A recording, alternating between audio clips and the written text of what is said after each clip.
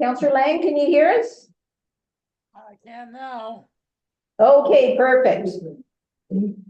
Thank you. A point about the IT. I think that the last meeting, anyone who was watching at home, all they got to see was Councillor Leafwood and Councillor Lang, and they really wanted to see the room. Do we know that anyone at home is seeing the room right now? Okay. I could see the room last time. It depends how they set it up on their end, what they want to view. They can do speaker view, and then it will show up with whoever's speaking. And I think that was done more for me, so I could see, because two participants of our council, which is the most important people on the call, hate to say it, but I needed to be able to see them, to see if they had hands raised. So that was why the corporate officer had done that, is so that I could see them. They were front and center on my screen, so they could be fully participating as members of council. So I know it's frustrating for members of the public, but that was the reason for that. And like I said, people can change the view on their own screens if they wish to go from gallery, or they can go to speaker view, but I think we did have them pinned. And I think, well, Councillor Lang is pinned now, so we can see him. So, now, did we finish with doing the minutes before we get sidetracked any further?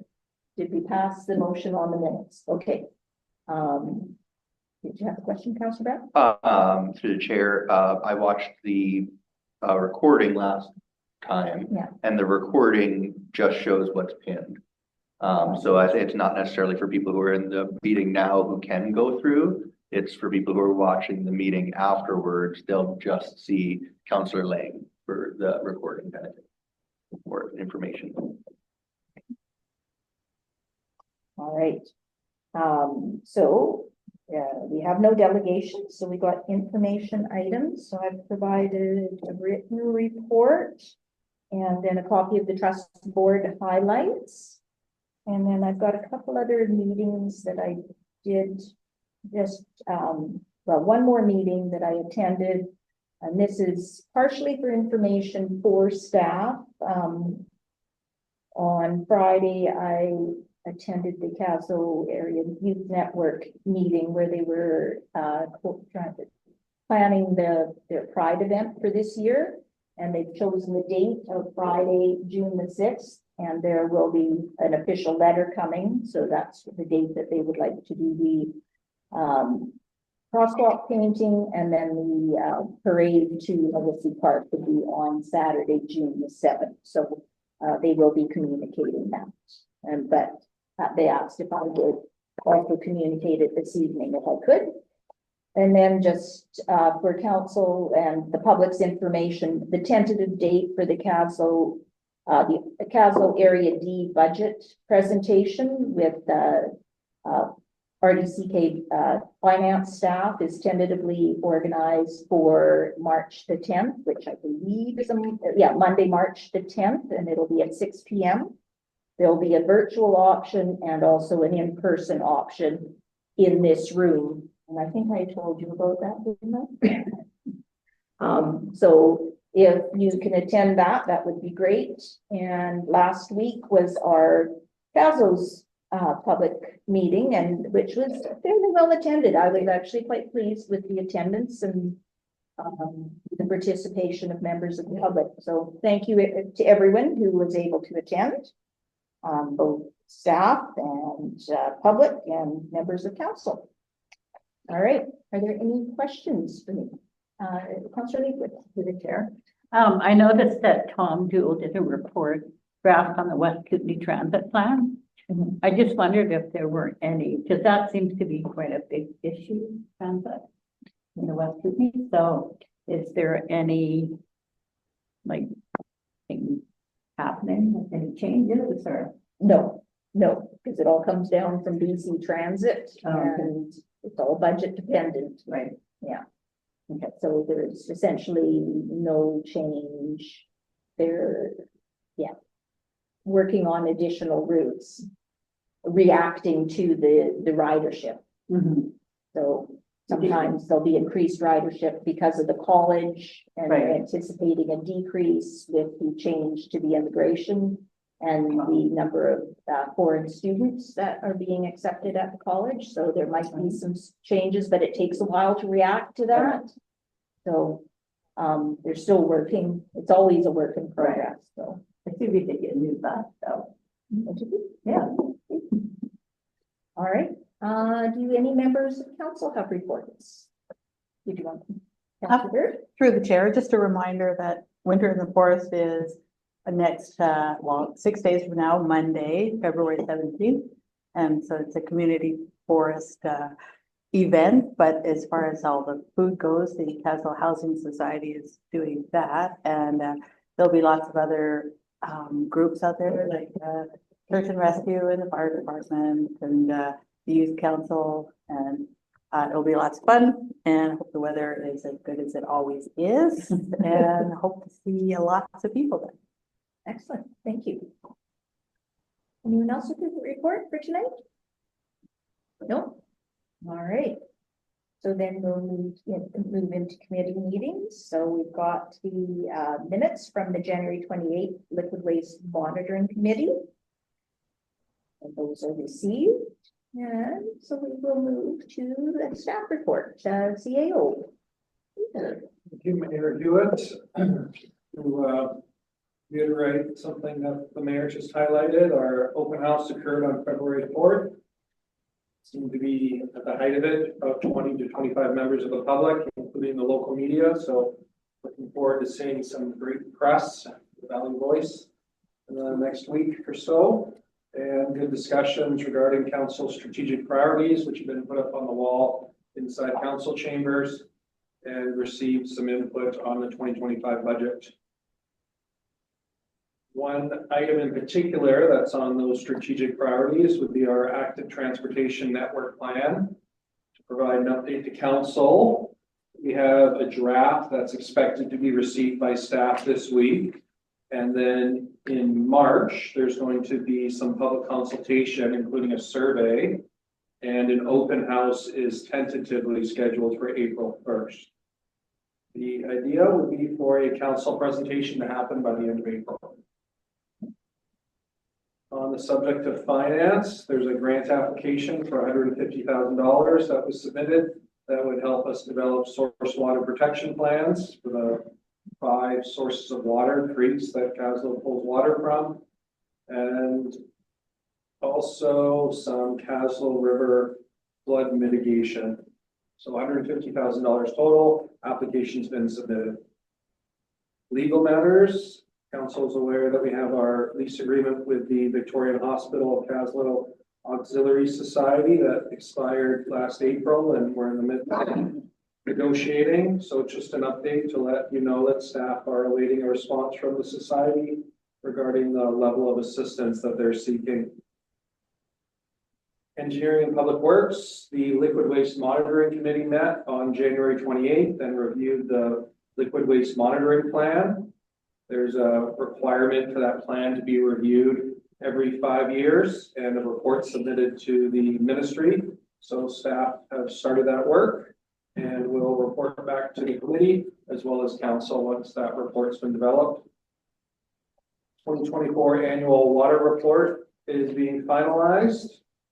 Should be done any day now, and council will receive a copy of that report once it's ready. South Kaslo Development Plan, just an update. The consultants in the middle of analyzing the information that they received. Public engagement is going to begin in the second quarter, including local businesses, the chamber, courts, housing society, historical society, regional district, and the Tanaha. And then throughout the second quarter, the consultant will be analyzing that input and developing a conceptual plan. And in the third quarter, they'll be refining the plan based on staff's feedback and communicating it all during an open house. And in the fourth quarter, presentation to council. And the last topic to give you an update on would be with respect to the prospect of a new library. Staff met with the RDCK on February 6th to talk about a funding agreement between the village, the regional district, and the library. And further discussions are going to occur. We'll keep council in the loop.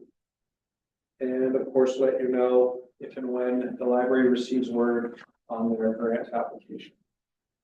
Thank you, Mayor Hewitt. Thank you. Are there any questions for CEO? Councillor Leafwood.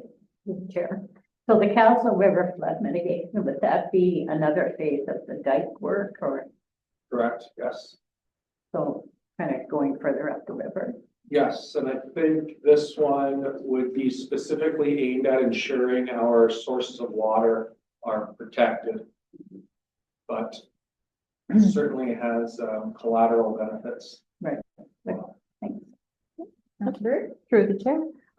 Is there any update or information about whether or not we have a flow meter somewhere along the Kaslo River in a couple of places or?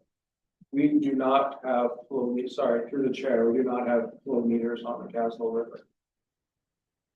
Supplemental? Could it be an aspect of flood mitigation work? Through the chair, I would defer to the engineers and the experts that would ultimately be helping us on this project if we get the grant funding. They can probably answer that question better than I can. Another question for CEO? I have one on the south development plan. Will council be involved in any of the meetings before the plan is developed, or do we just get to see it when it's done?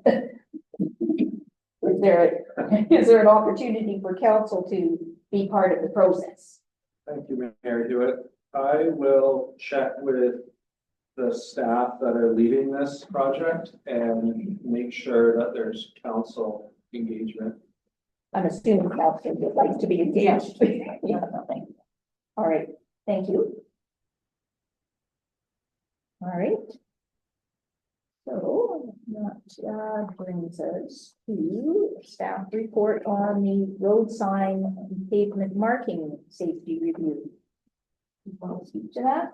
It's a very interesting report. Lots of really good information in there, and it makes sense. Thank you, Mayor Hewitt. Yeah, I can give a context here. So this came out of feedback we heard from the community in 2024 about traffic safety around Bimini Park, but in other streets of Lower Kaslo, and as well as staff's observation that some of the markings and street signs didn't appear to be in accordance with recent standards for paint and signs.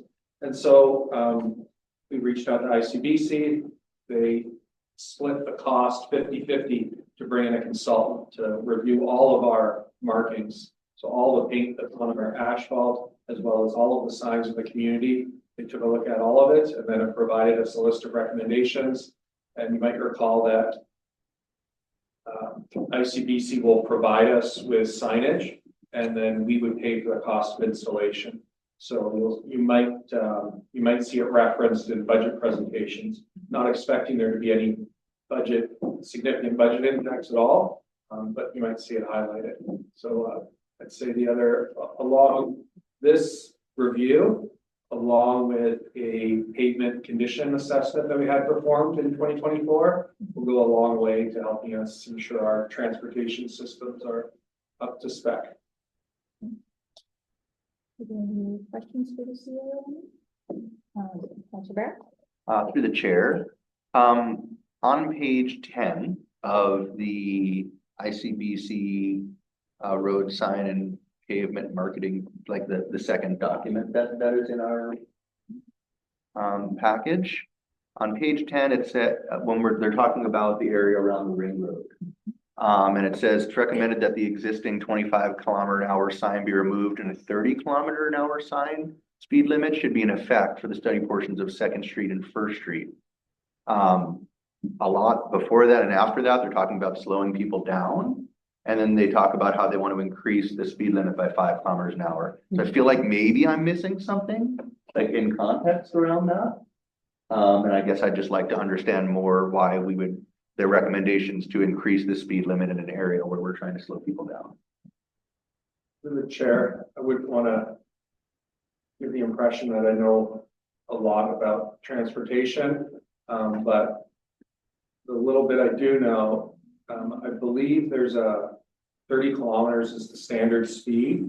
And so they're looking to have the village implement consistency and follow the industry standards rather than having different speeds in different places and ad hoc, looking to standardize it and align ourselves with provincial standards. And as far as reducing, so if we're concerned about traffic around Bimini Park, then there's other measures that can be put in place to help people obey the 30 kilometer speed limit. Councillor Leaflet. Do you think any of this information would be, you know, the accessibility committee would be interested in? I mean, we have talked about signs and accessibility and stuff, and I mean, some of it I think would be relevant, but it might be of interest to the committee to read. Through the chair, perhaps what staff can do is post this on our website under a transportation topic, and then the public and any committees that are interested can have access. That's agreeable. Yeah, thanks. Councillor Bird. Yep, through the chair.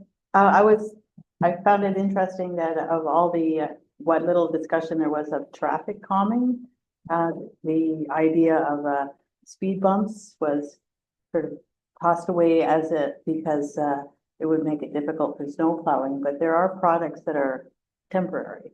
Mhm. So for the ring road, a couple of speed bumps that were only in place during camping season and then removed. Seems to me like a worthwhile investment for some kind of traffic calming in that area. But it wasn't mentioned in the report, that idea of a temporary speed bumps.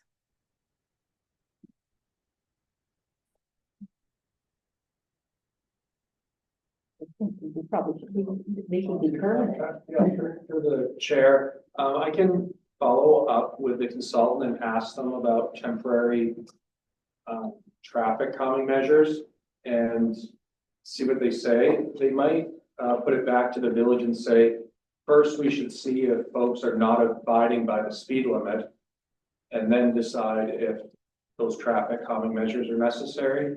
And I don't recall if it's in this report or not, but it had crossed staff's mind that perhaps we can pair up with another small community and buy one of those speed displays to let people know what their speed is. And then if we're finding there's certain areas like the ring road where we suspect maybe folks are going quicker than they should, we could put it up and we wouldn't have to bear the cost of the full cost of that kind of a piece of equipment. So leave it with me. I'll make a note to follow up on the temporary speed bumps. They are about $500. They're about Sorry, $500. what's $500? The temporary speed bumps. Okay. I imagine that's for one lane, mind you, but that's what the cost is. I went to one of those booths at one of those conferences at the UBCM.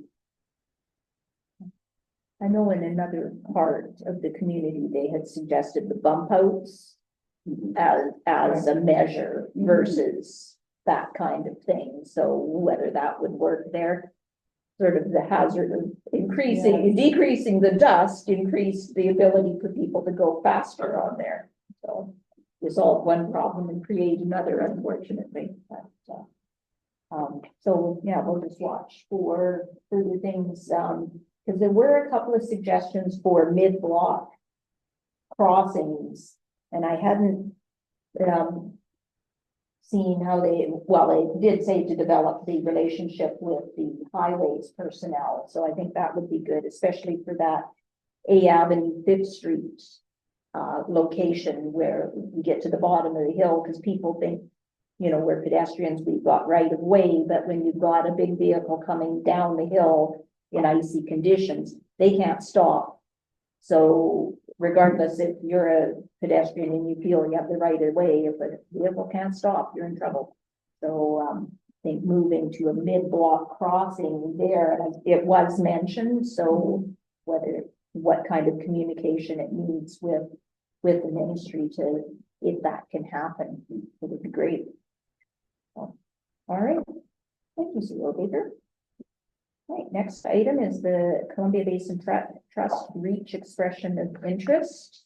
So this was offered to the village as an opportunity if we had a project that we, unless somebody has something that it's an expression of interest and we've been invited, so it's not like a broadcast opportunity, but we couldn't think of anything that we had ready to go that we could divert staff time to undertaking. So it's just on for information. Councillor Leaflet. The chair. So we're not to send it to any organization. It didn't sound like it. I thought it was a targeted request for expressions of interest. Okay. Not because I looked on their website and it wasn't on there. Oh, okay, I was thinking but it's kind of a short timeline anyway. Yeah. And then we have got some correspondence. Thank you, everybody, for taking the time to write in. And so that brings us to question period. Not Zoom, or then 26, and we have 10 minutes for questions. Are there any questions in the room? And if you're online and you have a question, please use the raise hand function. Okay, go ahead at the back of the room. Okay, to the chair and council. You maybe move up and then to ensure that people who are online will be able to hear. Okay. In regard to traffic flow, Yes. coming from Highway 31 and meeting 8th Avenue, Yes. you always have to creep out past the stop sign. And I have brought this up to the village before and to highways with no avail. But to include in your report or further safety issues, those big round mirrors, there are 2 posts where a mirror could be put on there that would show maybe traffic coming up Dale for people coming out and turning. I always feel a little unsafe when I come through that. I think there's a telephone pole and a lake. But that's a request. Okay. You could look into that. I was thinking you were meaning the 4-way stop, but now I know coming from north. Yes.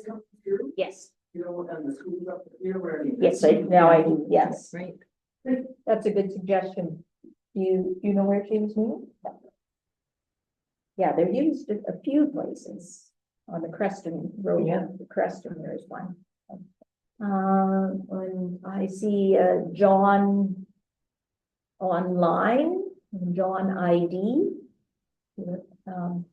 So if you want to unmute yourself and ask your question, John. Yes, good evening, Council. I'm actually asking questions regarding South Beach. Is that appropriate at this time? Yes, you can go ahead. Thank you. I've attended the last couple of meetings, and I understand from the last meeting we deferred because we wanted to gather more information. This meeting was postponed to allow for the acquisition of additional information regarding the legal implications of the land sale approval. Specifically, does this approval imply any form of acceptance of the proposed development plans? Could you provide an update on this, please?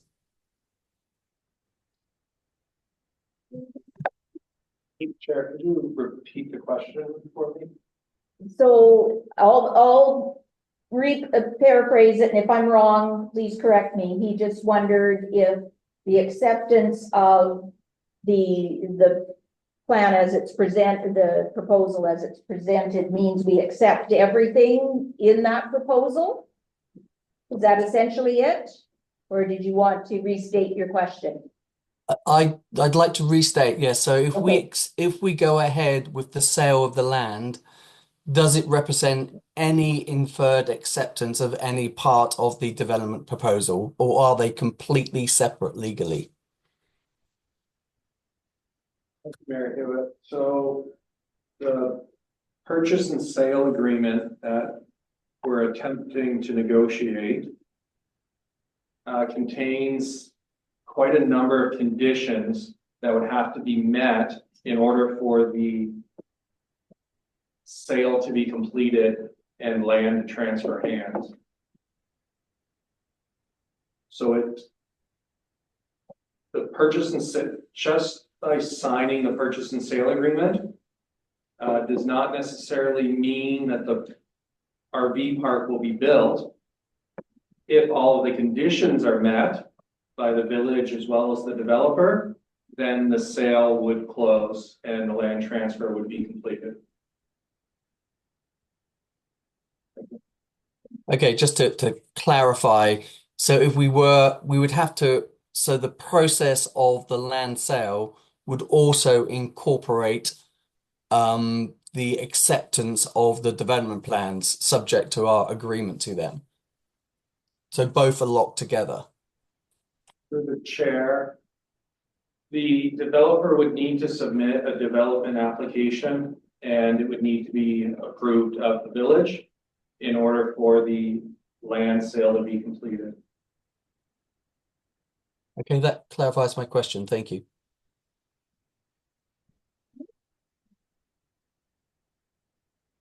I'm happy to ask another. No, well, no, we've got someone else in the room. We'll go to another question right now. Thank you. It's only a supplemental to that, but is it not true that all the other approvals, provincial, regional, and all those have to be approved as well before the land transfer can go through? Yeah, through the chair. Thank you, Mary Hewitt. Correct. There's referral to ministries that happens in a few different locations. The two that come to mind right away would be before a rezoning bylaw is, before the road closure bylaw is adopted, would be one point in particular in which we would need ministry approval.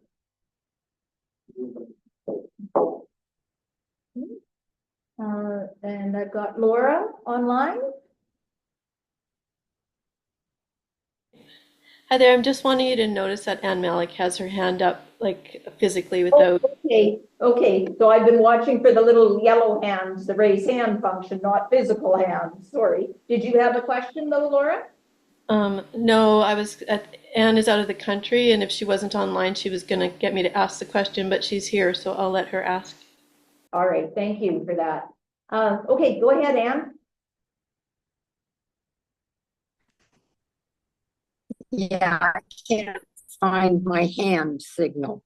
Anyways, my question.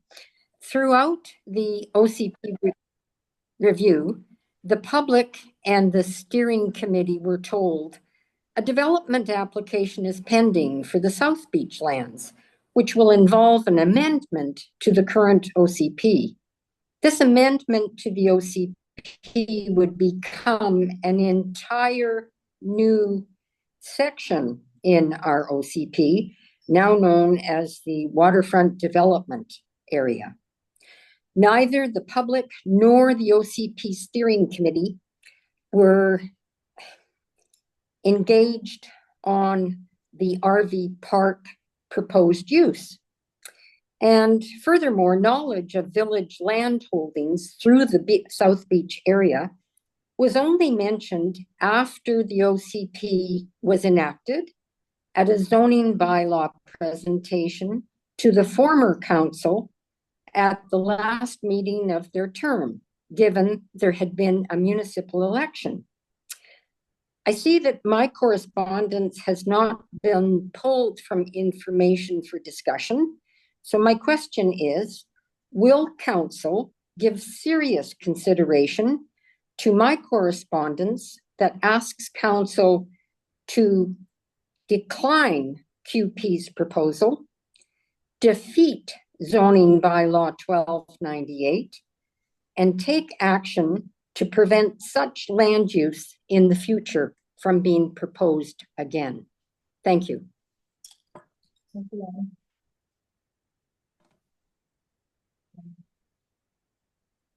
Stab at that one, Dale Baker? Yeah, like Mayor Hewitt, so certainly I can't speak on behalf of council, but I can say that staff and council received, numerous letters and information, particularly from Anne, who's been extremely helpful through the whole process. And so I'd say that council absolutely takes it seriously, the comments that you've made and suggestions. And I think that's why we're following such a thorough and thoughtful process. Thanks, Mayor Hewitt. Thank you. All right. Are there any more questions? I think we've got time for one last question. All right.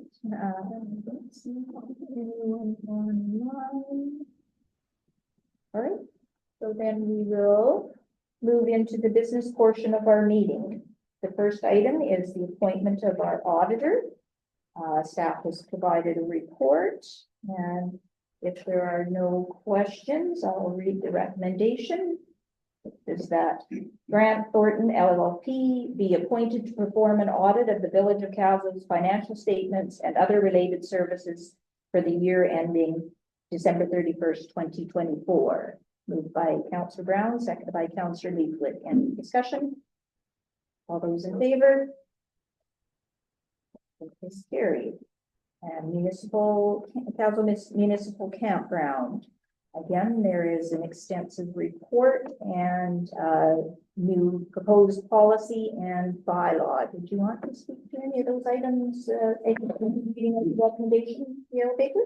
Thank you, Mayor Hewitt. Perhaps I'll just put the recommendations in context, since I believe there's 5 of them. The first one is in regard to what do we do with the request for an increase to the service level, which would have operating and capital impacts. And so staff's recommendation is to refer it to next week's committee of the whole meeting, where we can go through those requests in more detail. Second recommendation is with respect to a policy. So the village already has a camping policy that was passed by resolution in 2010, as well as a number of other related camping policies.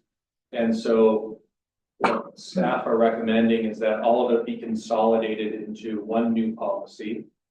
And perhaps most importantly, a lot of the detail of how the village operates the campground, to pull it out of its bylaw, which requires 3 readings and adoption, and put it in a policy so that council can be a little more nimble with any changes that they might like to make to the way that the village operates the campground. So the policy would become this core critical document.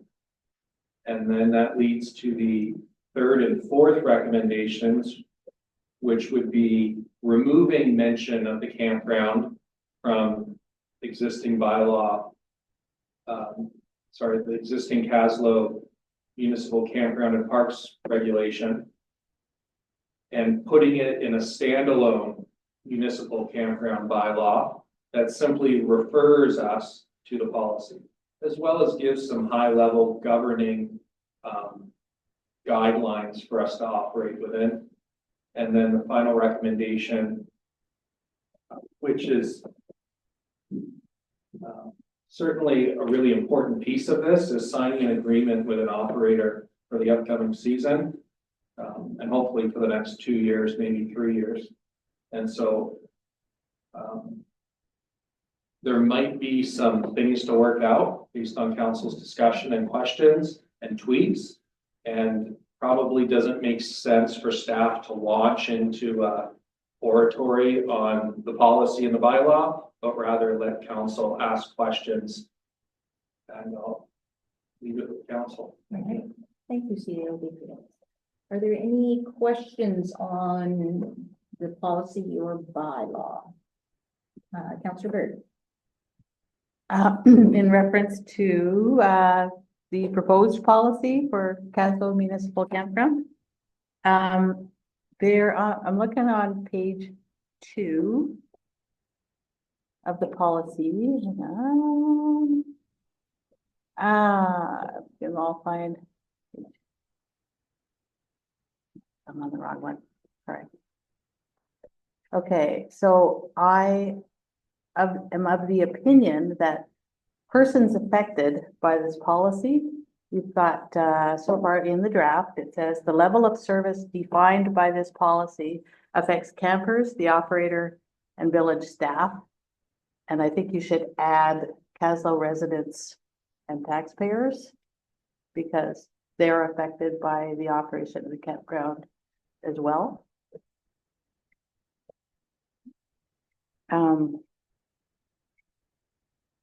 And on just on page 6, we've got remuneration spelled wrong 2 times. Consistent. And on page 5, the chart, I don't understand the numbering system there on page 5, where it talks about all the particular assets that the campground has. So I've got asset components and a list of all the asset components. Then I've got quantity and description. And then as an example, I've got potable water piping and hose bibs 1. And then description is hose bibs 22. I just find it kind of a confusing chart.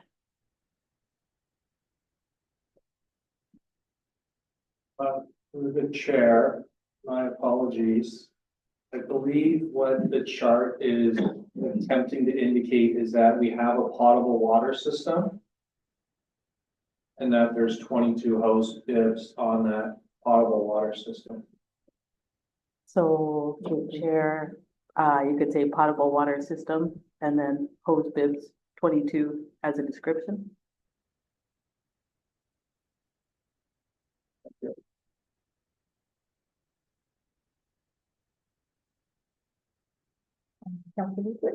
Chair, in the same proposed policy, I'm not sure what page it is, but it says written support is required from the council logger sports organizations for use of the logger sports area during May long weekend. The campground doesn't use that. The logger sports area, the competitors use that. Through the chair, I thought the exact same thing, and yet I found that language in an existing policy, I believe it was, or bylaw, I forget where it was. And so I felt like it was meant something to someone and I should keep it. I don't, but if it doesn't make sense, then certainly we can remove it. Yeah, because I think the logger sports committee pays for using that area, don't they, during logger sports? I think there is an agreement where the campground operator does charge a fee to them because they would use some of the facilities. And that's probably why it was in the policy. But it is used for the competitors. It's not open camping for the campground operator to put anyone in there. And the other. And for written support from the May Days coordinator for use of Rig Road, usually the the vendors contact the campground attendant because they pay a fee for camping like in the thing. So I don't think typically the May Days coordinator has any say in using the Rig Road during May Days. Chair, could you tell me which section It's one as well as your previous comment? It says, oh, it's on page 4. It says oversold camping, and then it lists these specific points.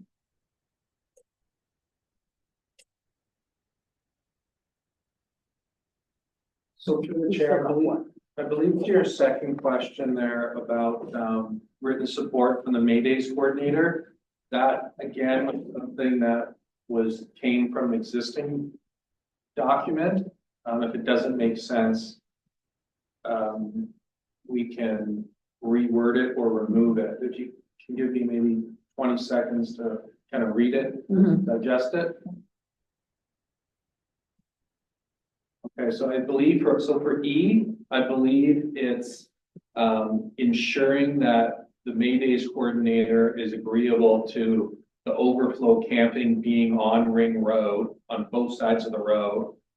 And I think if we look at the map called Schedule B, overflow camping areas, and you've got that long yellow line, it's definitely not behind the spectator seating area. It waits until the road starts widening out on that side of the road. If you feel like we don't need the operator or village to go to the May Days coordinator to confirm that that's okay to camp there, we can remove it. I don't think they have in the past, and I know that, like, part of Ring Road, like, they only can go to a certain place to camp, because then there's always a logging truck, right, for the logger sports, and also there's the bleachers and stuff, so you can only camp up to a certain point anyway. Through the chair, so is there a change to E? Is there any change to the wording that you'd recommend? I just don't know why it's in there.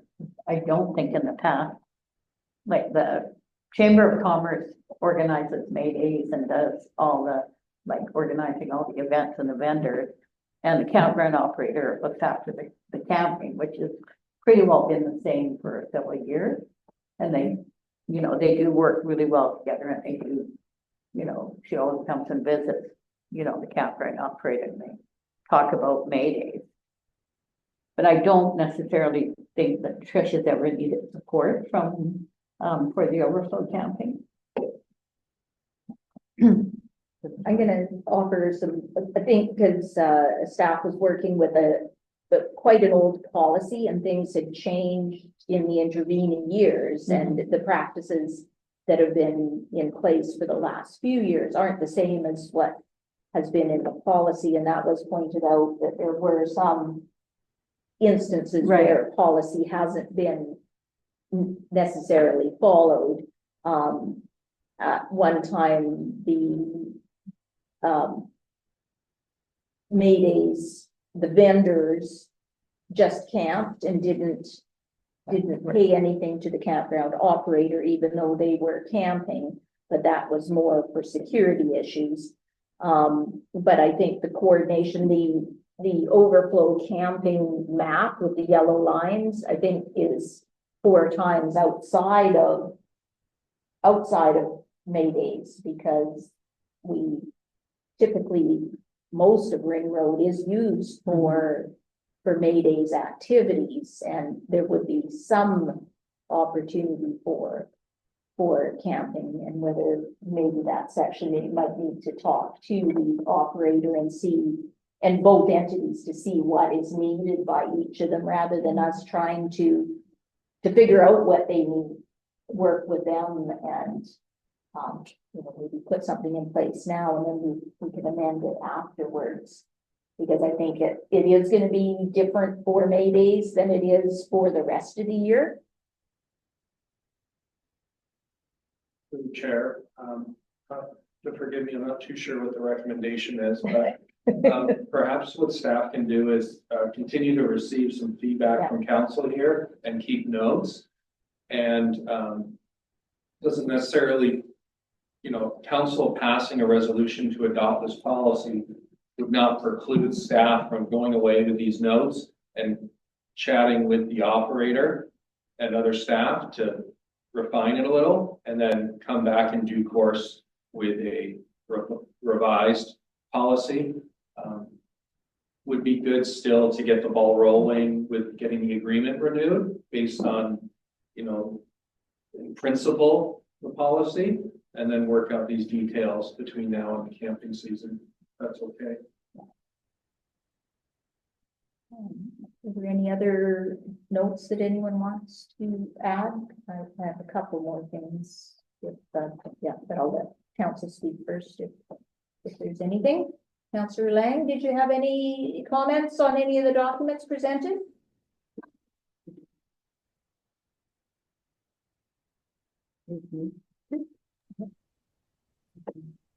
No, I'm fine, thank you. Okay. Right, so there was a request from the campground operator to be able to use the logger sports area throughout the year, and I agree with CAO Baker that it should only be utilized for Jazz Fest. I don't think that's tenable to have it used year round, because it would deter people from going and using that area for recreation. And I think it's primarily for recreation. If we have campers there all the time, then it de facto becomes a part of the campground, and that isn't the intent in my view. If you were just want to clarify, I believe the policy indicates it would be the logger sport overflow area would be available for all long weekends, not just Jazz Fest. So if council would like it to be just Jazz Fest, then I can make that change to the policy. The request came from the operator to be able to use logger sports more than just Jazz Fest. If you're talking just long weekends, then we have July. Well, July might not be a long weekend. It depends when it falls. So in August is Jazz Fest, and then September would be the other one when it isn't already utilized. Councillor Bequin. The chair. Was part of her intent, if there was, like I know a couple of times a family reunion has wanted to rent the logger sport. And I believe that on the website, there was a group camping fee or something. So I think part of her request is whether or not if somebody wanted to do a family reunion or something like that, could the logger sports be available? Through the chair, might make sense for these one-off kind of events like this, perhaps to be discussed between the operator and staff and come to council for a resolution giving approval. That's okay. Yeah.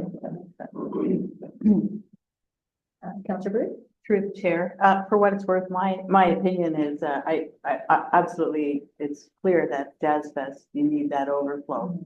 And we can put up with that, but I just find that our park area is just shrinking all the time. And so if we have a situation where there is family reunion, and of course they have to book in advance anyway, and they would, we do have the overflow campground where the skiers, in years past, I think even motorcycle groups have used that area, which is the area where the vendors are at May Days.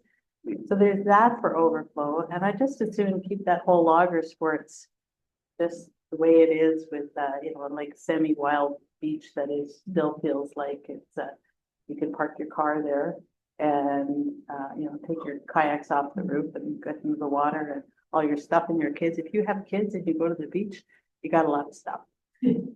So, I'd rather it be limited except for special circumstances like Jazz Fest and occasional family reunions. I think they could go in another area, in the grassy area.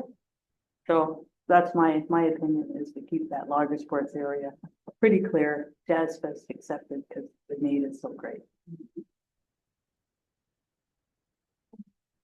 The only comment I would offer is that other section only works for non-motorized for camping, and some of those people do come in large self-contained units, so that's where that overflow on the ring road comes into play. So there's so many different variables that we would have to deal with if there's a large group that haven't pre-booked in the campground, so that they can't be accommodated.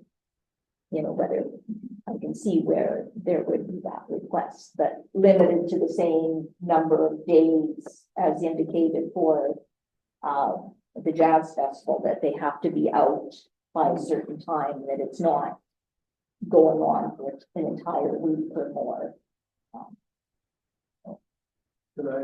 Yes, Through the chair, to the chair. Could I ask, for council to give staff direction on whether, overflow, it's okay to have overflow for every long weekend? Understand that it's,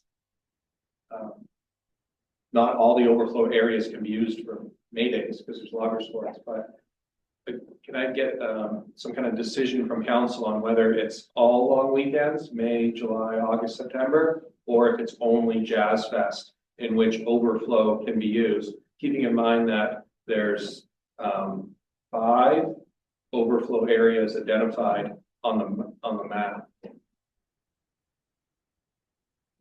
Councilor Bird? Through the chair, if I'm gonna speak, the only time I think the logger sports should be used for overflow camping is for Jazz Fest. That's my opinion. But I think CAO Baker was looking for confirmation on the other overflow areas as well, right? So I agree with you on that point, that it, logger sports only for that on a regular basis. Yeah. I agree with that. Council? I don't think it should, through the chair, should be every long weekend. Jazz Fest definitely. And I think with special permission for something like a family reunion, which isn't going to happen that often, but I do know there have been some requests. And we have actually let family reunions use it before. So by special resolution of council, then under special circumstances, then. Through the chair, just to clarify, are you saying, you're talking about logger sports? Yeah. Okay. Yeah, I mean, I Just think, loggers. The other overflows okay. yeah, I think they're already identified in there, like, you know, if there's so many, more than 15, and with, again, with the campground operator letting staff know, like with the cross-country ski group that comes in for a week, they use the tenting area in the park. I think those things are already addressed in there.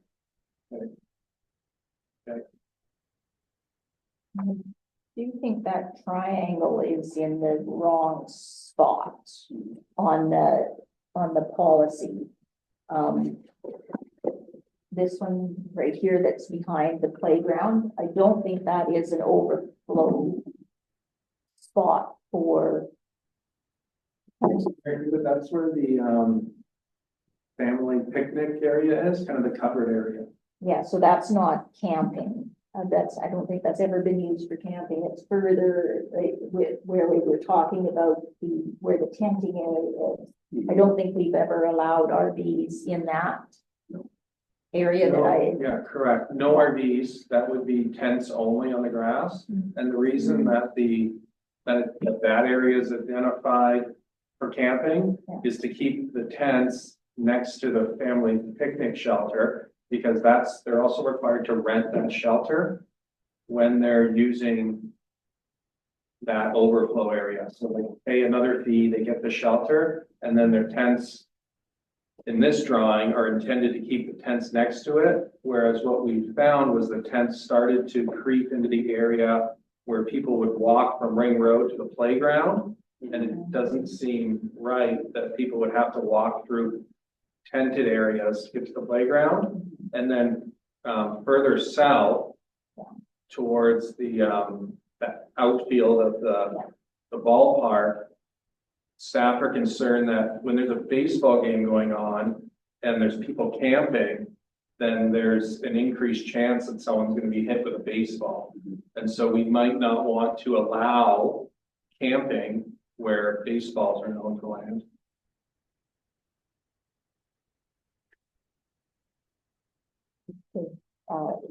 Councilor Brown hasn't spoken yet on this, so I'll go to him first. Through the chair.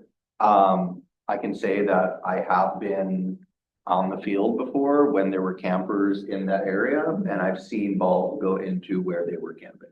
So it is a legitimate concern to have people camping in that area. It's usually slow pitch balls, but I have seen them go right into where campers are in that area.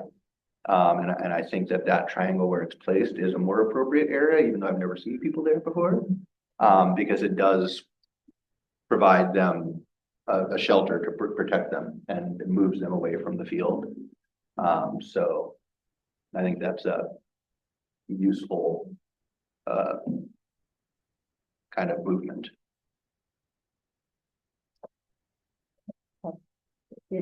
Yeah. Councillor Leawood? To the chair. So that's not in front of the daycare. Okay. I'm trying. Yeah, through the chair, you can see there's kind of a gap between the line and the triangle. So we've left that kind of gap because there's signage up that says, I think it says like no parking between these two signs because of a periwinkle. So that's why there's a gap. Oh, okay. You kind of see that? Yeah, yeah. That won't. Councillor? Nope, no, I'm just, Another question? Well, that won't work for the cross-country ski, for that 60 kids. So that, sorry, through the chair, it's too small. Yeah. For that particular group. I mean, it might for other groups. That was what I was gonna point out, and I think in this circumstance like that, I would be more in favor of having baseball curtail their activities during that week, because the campground is one of the very few revenue generators for the village, and to damage a relationship that has been ongoing with that group for many, many years, to allow for baseball games in the evening. I think we need to continue to foster that relationship with them and allow them to camp there. So that's my opinion. That's because they have been coming for many years to our community. But we're gonna have to give staff direction on this that's clear from all of the council. We need to come to consensus, so we don't have to do too many revisions. Or we staff. Councillor Brown? Through the chair, so I'd be in favor of opening the other 4 overflow areas for all of the long weekends, with the exception of the Lager Sports area. Okay. Any objection to that? Just on long weekends? And what about, so long weekends, and what about other times? Is that on a case by case basis? And in the staff report, it indicated only if the campground proper was fully booked. So it's not somebody can phone up and choose, I want to be in this location. If they can't be accommodated in the campground and there are sufficient bookings, then it would be allowed, but not in any other circumstances. There will be times when there will be one set of campers is leaving, so it'll look like, well, their campground isn't full, why are they there? But in that transition period, there's got to be some flexibility there. Because that, as a general rule, I agree with that the campground should be full before we start using that overflow. Chair, could I ask maybe for just kind of a show of hands from council on that, just so I'm clear that that's the direction from council, is allowing overflow on all long weekends in the overflow camping area shown on Schedule B, with the exception of Lager Sports, in which overflow in that area would only occur on Jazz Fest.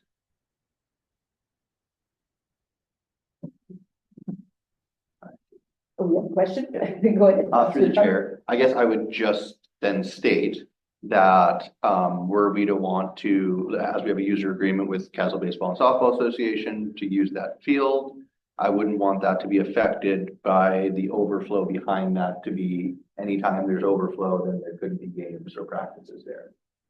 So if there were perhaps a week where that would be a consideration, then that could be built into a user agreement. But I wouldn't want to okay that overflow area and then have that interfere with the league or the season that's already planned. So that would be my only consideration. For that one, just upon specific permission being provided and with the agreement of or a consultation, maybe not agreement, consultation with the Kaslo baseball softball. Councilor Legal? The cross-country group usually comes either right after July 1st or the second week. So when does baseball, don't they stop, or there's a little gap in there before the playoffs anyway? Yeah, so youth baseball will end in the first week of July, and that'd be the last week we might have host playoffs. And then the adult league is usually the second or third week of July, depending on the year, where they have their playoffs. So, Might not be an issue then. Chair, what I can do is make sure that our scheme, a negative way, but our policy and bylaw scheme allow for camping closer to the baseball field with council approval. Generally, the overflow areas on the map would be what we use, but I'll make sure there's wording that allow council to make a decision otherwise. Also, at the beginning of the meeting, we did, well, at the discussion, we talked about special circumstances for logger sports overflow for family reunions. Is that something that we still want staff to put in there again with council approval required? Okay, so logger sports overflow for special events with council approval. Very good. Okay. Anything else that members of council would like? And so will you'll bring this back for, this is just for, because it's a policy, one is a bylaw. Okay. So are all of the recommendations still valid? One moment, please.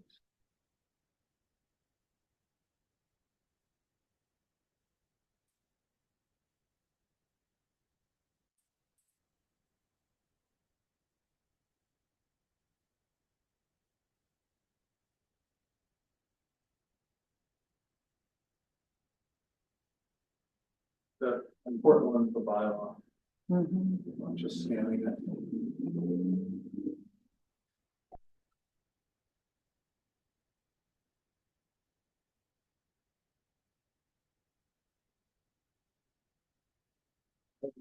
So I would say that the bylaw can be given first, second, third reading without any changes. Okay, that's And- 1311 and 1312.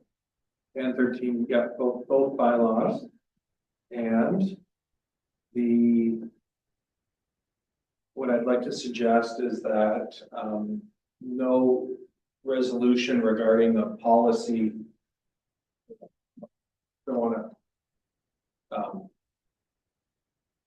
overstep my bounds here, but what I would suggest is that a motion not be made to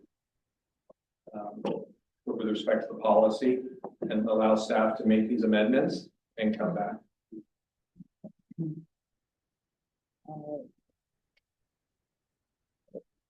Councilor Burke? Through the chair, as far as the proposed Kaslo Municipal Campground bylaw, I did request a change about to add that the persons affected are residents and taxpayers, and to change the spelling of remuneration.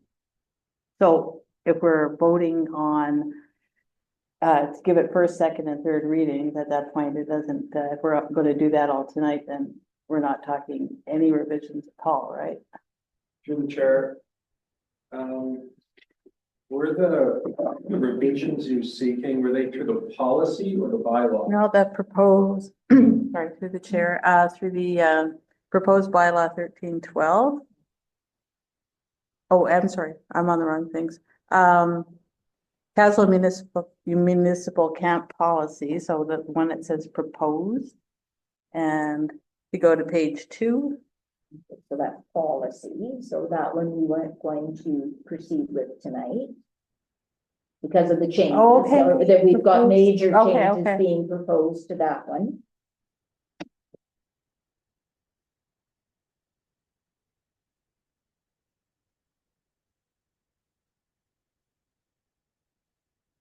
Oh. There we go. So we can do this first one. And just leave out the one about the camping policy. So we do the first, the third, fourth, and the fifth resolutions. Okay. If I may, Yes. through the chair. There is something that I think is, to me, is quite serious about the proposed bylaw 1312. So, prohibition. Okay, so I'm talking about the document called Proposed Bylaw 1312. Which is which we actually haven't discussed. So the thing that I would like to delete from there so it's on page 2. Under prohibitions, so number 5, it's except as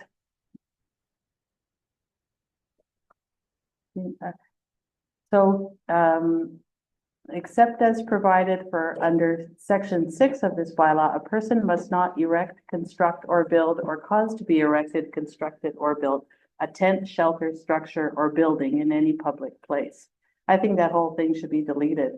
And I'll tell you why, is because we put up tents in public places all the time. When we do that at Winter in the Forest Festival, when we have a little something down at the park, we put up a tent. So we're putting up a tent, and this specifically says you cannot put up a tent in a public place. I think it is sufficient to say that there is no camping, except, so the prohibition number 4, except as permitted by the Kaslo Municipal Campground Policy, a person must not camp or sleep overnight in any public place. I think that's sufficient. To go further and to say kids can't build a fort somewhere, or you can't put up a tent, or to say no tents allowed or any structure in a public place, I don't think that's necessary. I think the point is we're trying to keep people from sleeping overnight, and I'm not even sure that is particularly legal to say it's illegal to sleep overnight in a public place, but I'll figure it's okay as a bylaw as long as nobody contests it. But there is a legality to that, to say straight out, as a municipality, we will not allow people to sleep overnight in a public place. I'm not sure what the human rights laws are about that. But I think it's probably okay, but I would get rid of number 5.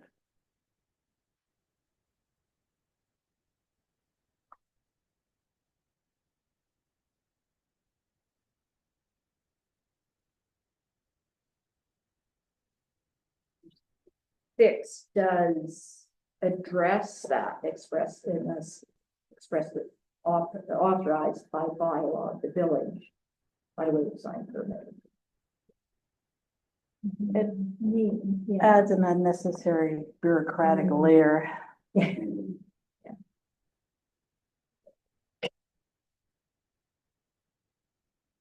So which means that 6 is essentially unnecessary as well. That's my belief. So 5 is unnecessary.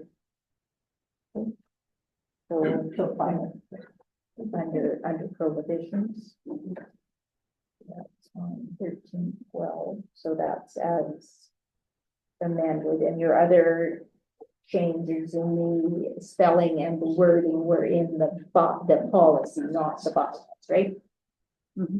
So I can just insert the words as amended in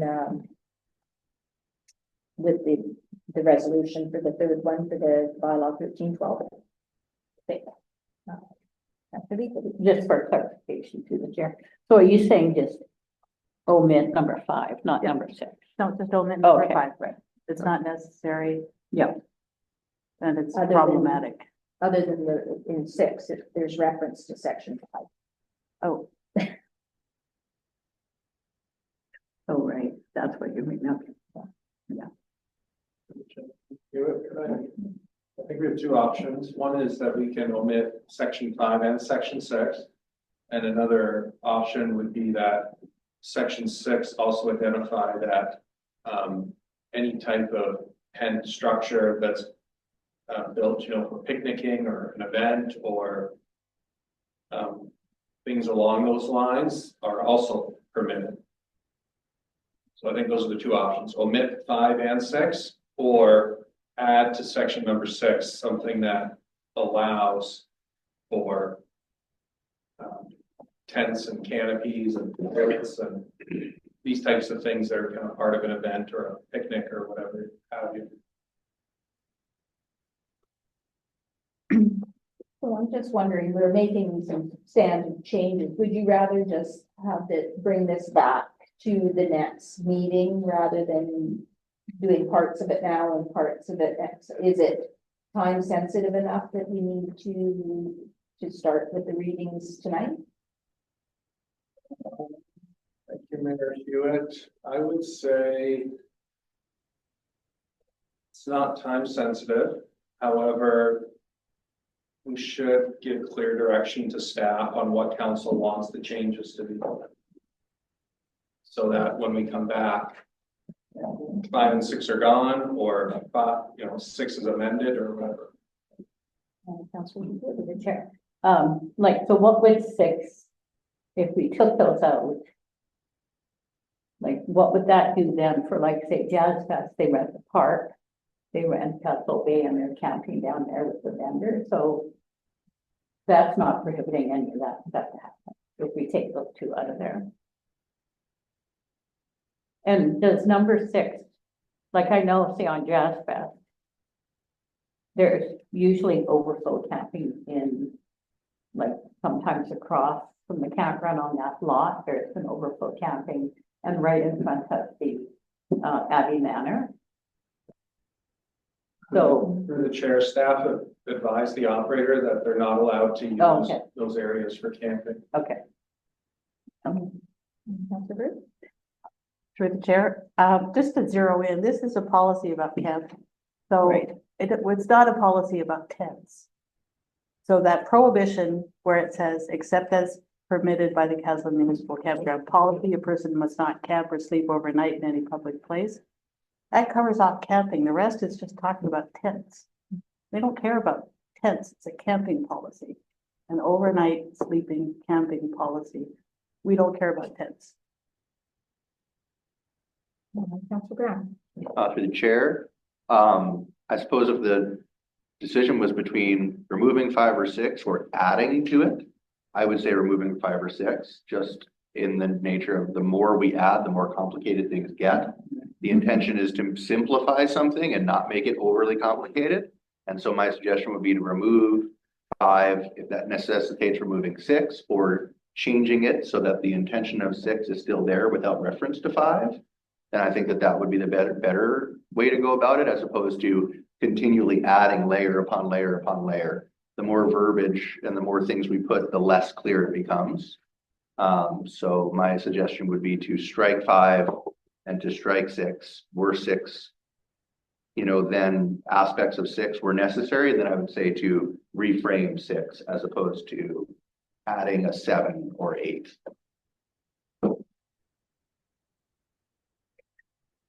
Councilor Bird? Oh, I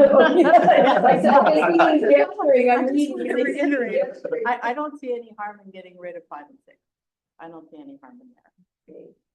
Do you have any comments, Councilor Lang?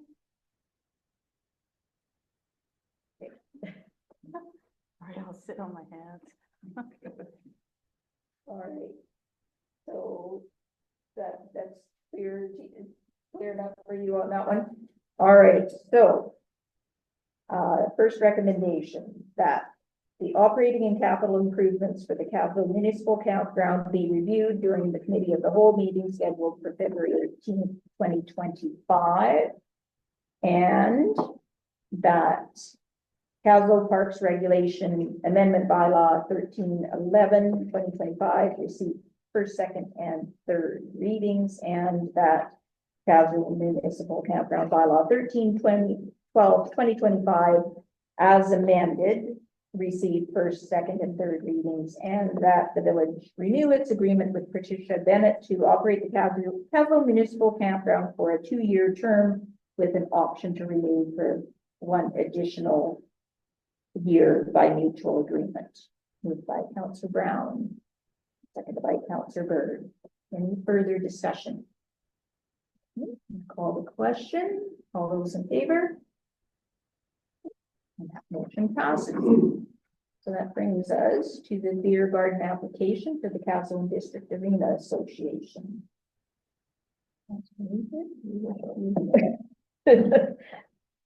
I'm excusing myself to talk to the president.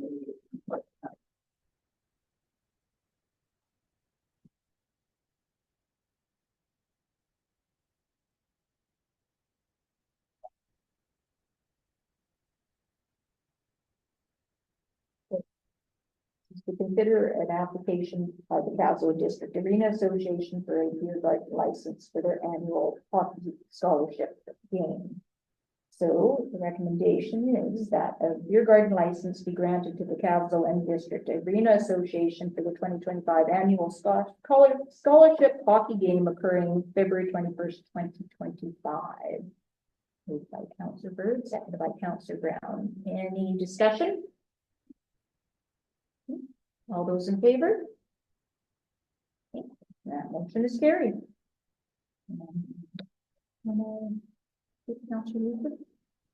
Oh, yes. Don't want to leave her out in the hallway. I think she went down the other way.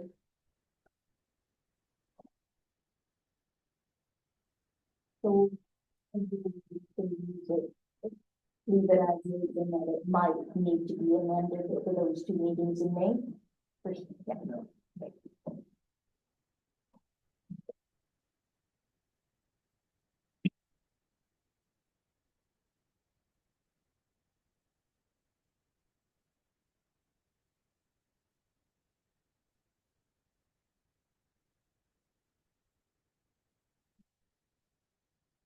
.4, which is the council meeting schedule. So this needs to be revised to add some additional meetings to allow for budget discussions.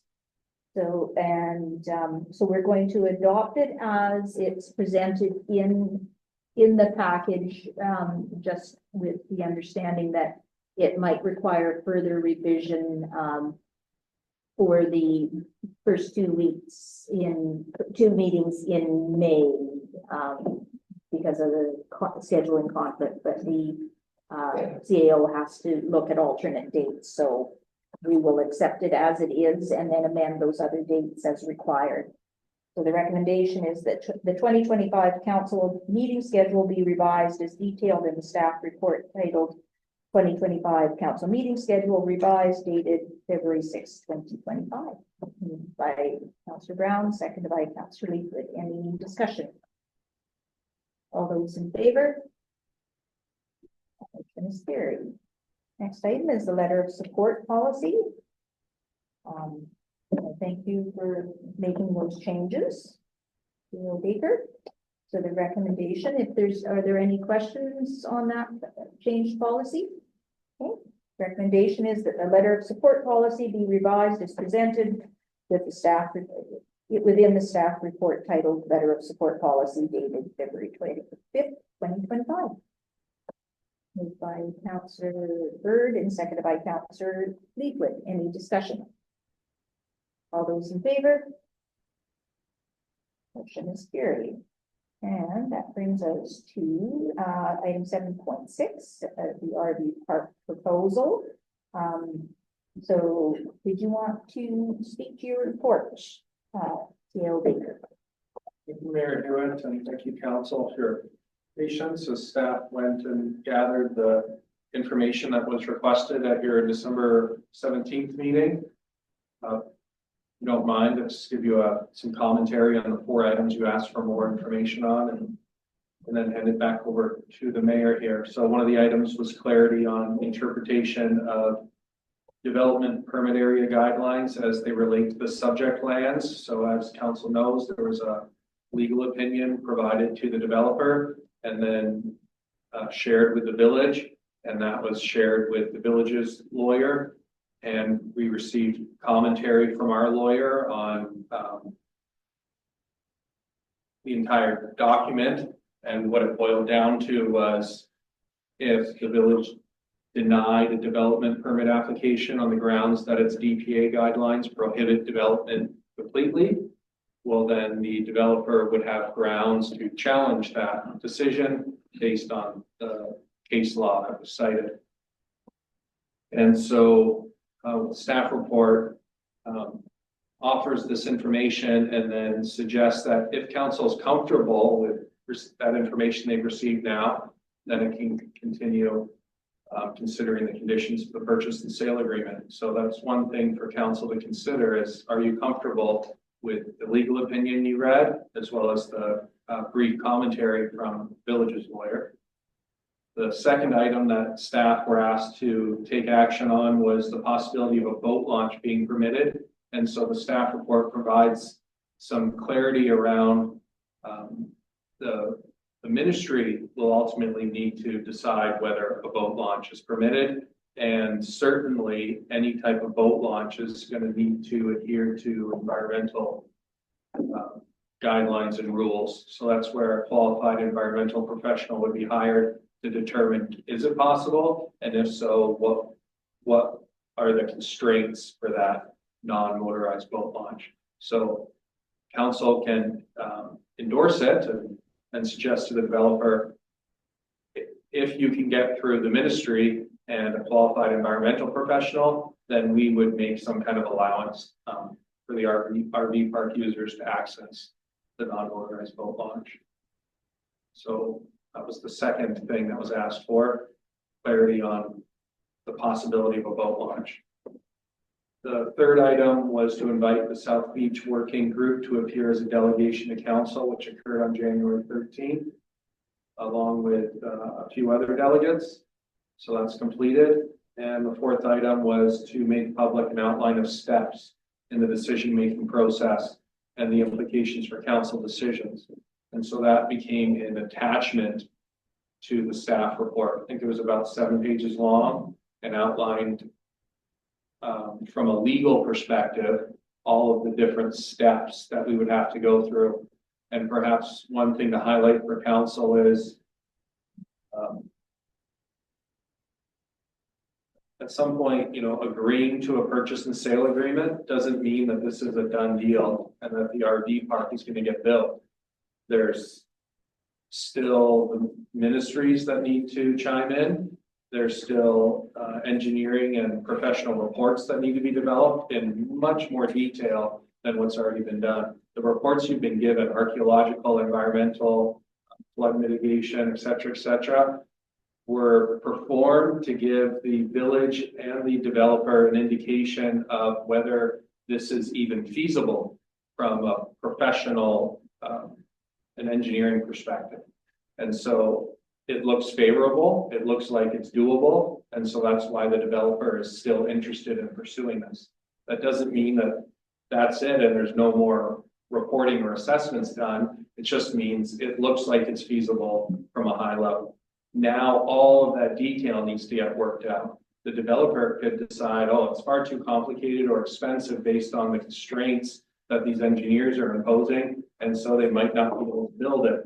Or perhaps the zoning bylaw or RV park bylaw that would regulate potentially the number of sites, if they're permeable surfaces, all these details surrounding the RV park, that would still need to go through a public process and council would need to approve those bylaws. And if they aren't approved, for whatever reason, well then the purchase and sale agreement would not be able to be completed, the land sale would not happen. And so the point of reiterating this is simply to let council know that advertising the village's intention to dispose of land does not mean that the purchase and sale agreement is signed. Similarly, signing the purchase and sale agreement at some point does not mean that this RV park will be built. It means that there's a number of constraints that could allow it to be built, might allow it not to be built.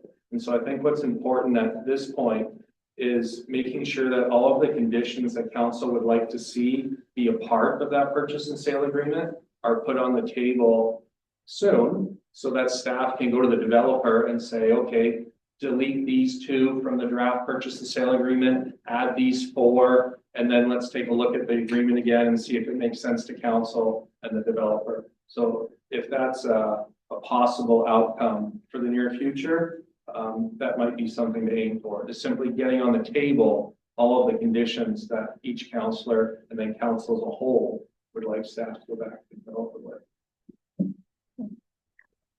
Any questions for the CAO on any of that? His report. Councillor Brown. Through the chair. So I understand, or if I understand correctly, there are numerous opportunities for the province or other aspects of government to be able to impose conditions and ensure that those are there.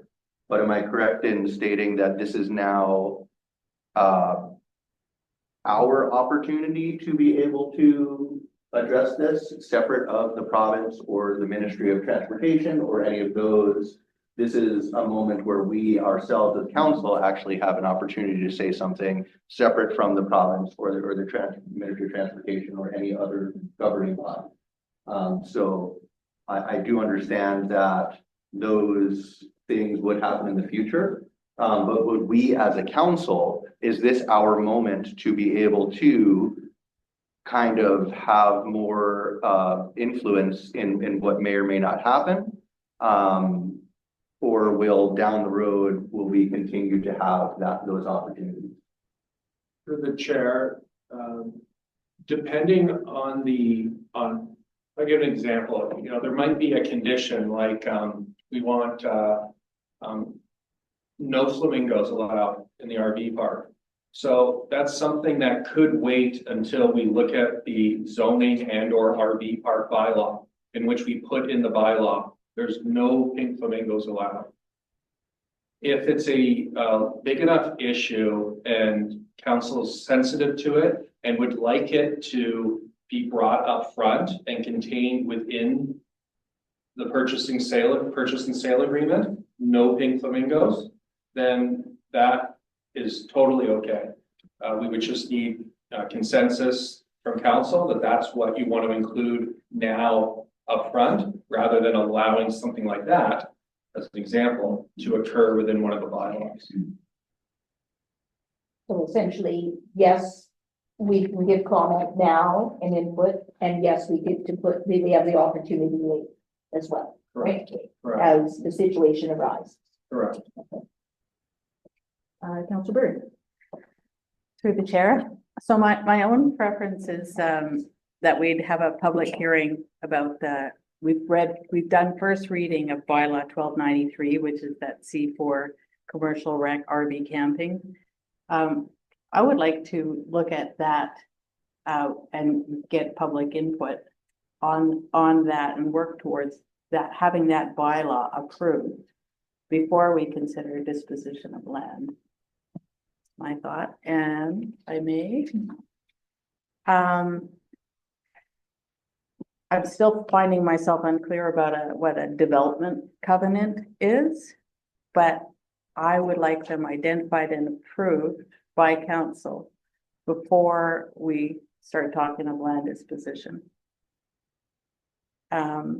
Basically, I think what council needs to see is a new subdivision plan that respects the development covenant. So if we have a development covenant and we have a camping bylaw that we're happy with, and we have a development covenant that we know we can approve, then at that point we'll need to see a new subdivision plan. And but all of this, I think, should happen before we go ahead with with putting notice for disposition of land. I just feel like it's all backwards. That's my thoughts. Another one further thing is, there is a question whether we should have an RV park bylaw as well as a rezoning bylaw. So these are all things that would matter greatly to the developer. What kind of bylaws are we going to make into law? Because that's what we do as council. And so before, yes, it's feasible under certain conditions, the idea that he had, according to the lawyers. But is it feasible according to the type of bylaws that we may or may create? We have to create the bylaws. The content of the bylaws is not there. Does that render that particular subdivision plan feasible or not feasible? Those are questions, if I was a developer, I'd want to know. Would you like to respond to any of that, Gilby? Thank you. Okay. I just, go ahead. Sorry, through the chair. My understanding was that if he's unable to swap the land and purchase some village land, then he's unable to do his proposal. So that's one of the reasons why it would happen before the rezoning. I mean, there's no point going to the rezoning if he's unable to go any further. Is that correct? Chair, that's correct. Through the chair. Perhaps I misunderstand, but we're looking at removing an industrial zoning. And so I don't see that as being pointless. I think that we wouldn't want an industrial thing to happen there. So no matter what, it would be prudent to rezone that area. So I don't see that as a fruitless endeavor. I think that regardless of whether we were to go ahead or not, it would be advisable to change the zoning in that area from industrial. To the chair, but that's what he wanted to do with his property. So, I mean, that may be true, that to take that particular zoning off and make it, you know, something else, but that's not what he's asking. I mean, we're basing this on what the property owner wants.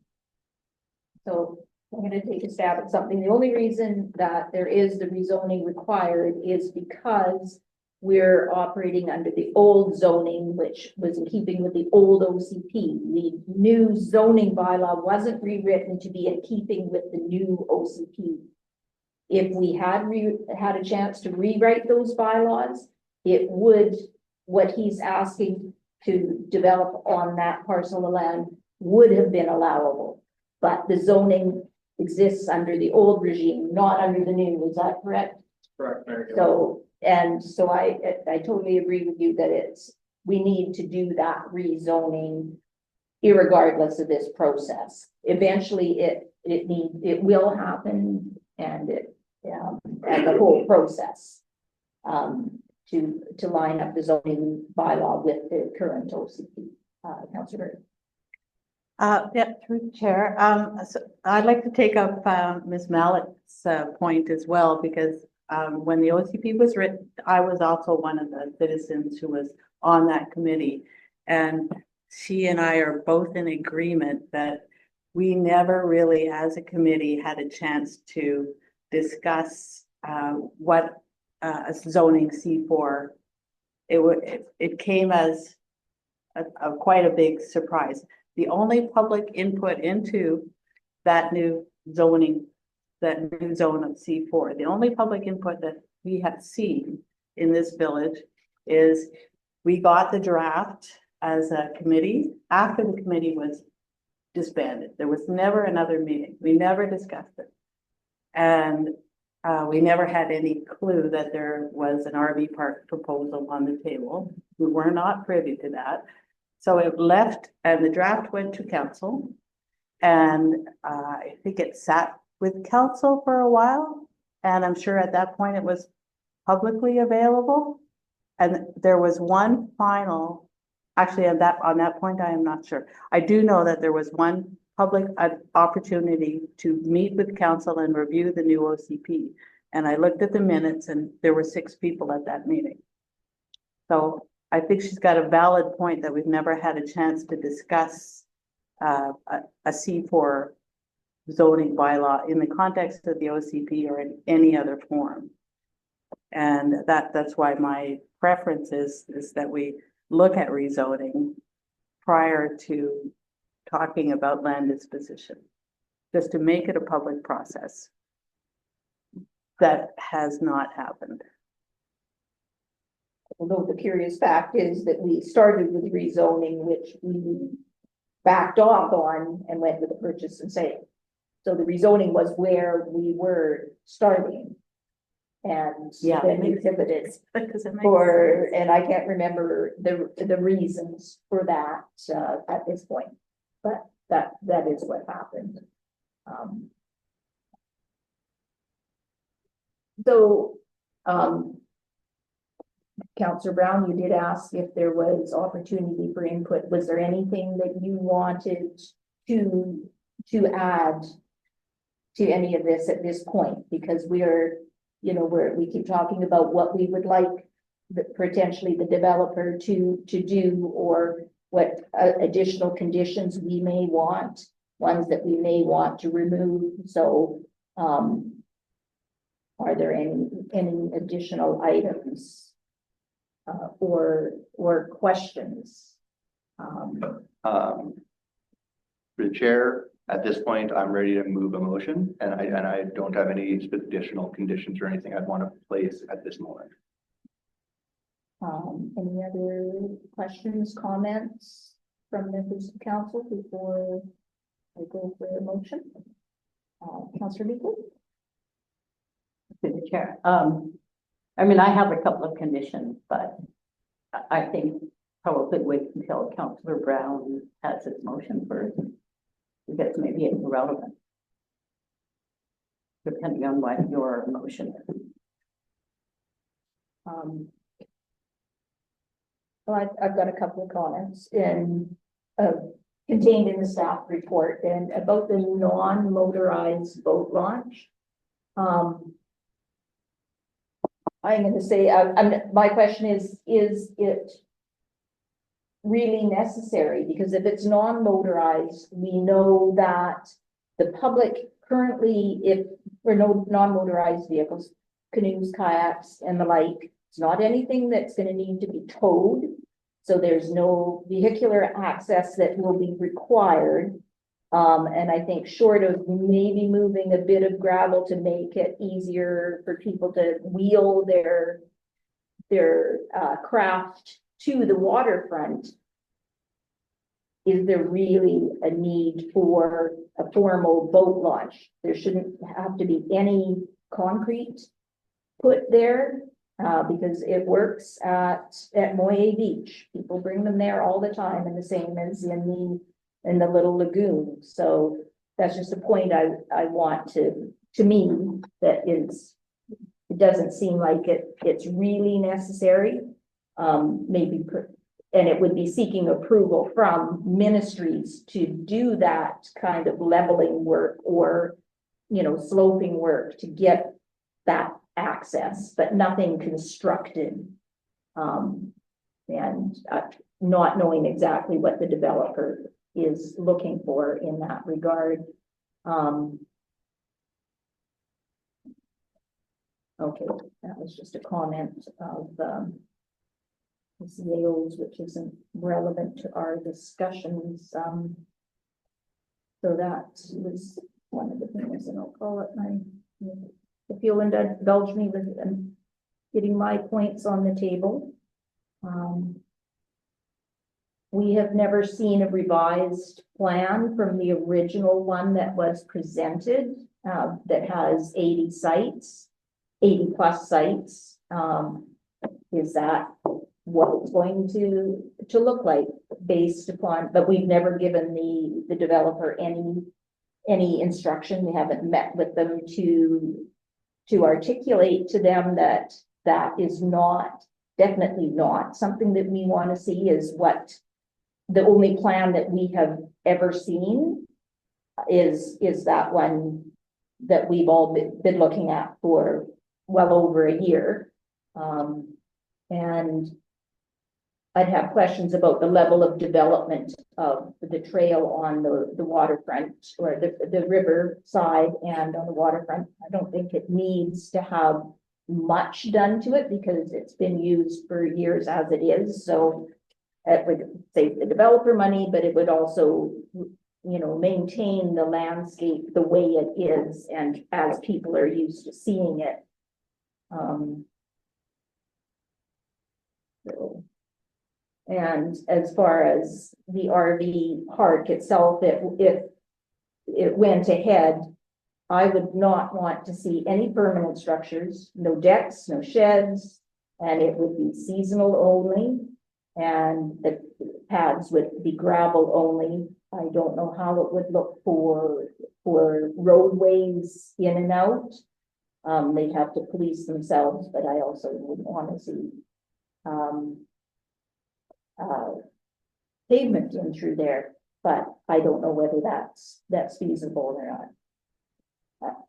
Those are my comments, if it gets that far, because we're talking about multiple things and what ifs, because there's, as described by the CAO, there are many steps to this. This is one of them, and many other points where we can raise things, and it might come out during our discussions, right? You'll say something that'll say, oh, okay, that's a good idea, and then we'll discuss that. Or we're hearing things from the public that are good ideas that we want to incorporate. Councillor Lee. Okay. A couple of things that I was contemplating is, one, what is the alternative to the bare land strata? Because I haven't really heard, not the idea that they have, floated, but what is an alternative to that? And also define what seasonal means. I think if you actually read someone gave me a printed copy of definitions in bare land strata, there is limits as to what seasonal means, and it's like we should define what that time would be, whether it's 5 months or whatever. And then the third thing would be, depending on, again, what type of development it looked like, we'd have to consider if there were camping there, they would need washrooms. So how many accessory buildings would be needed depending on what exactly was there. And the location thereof. Right.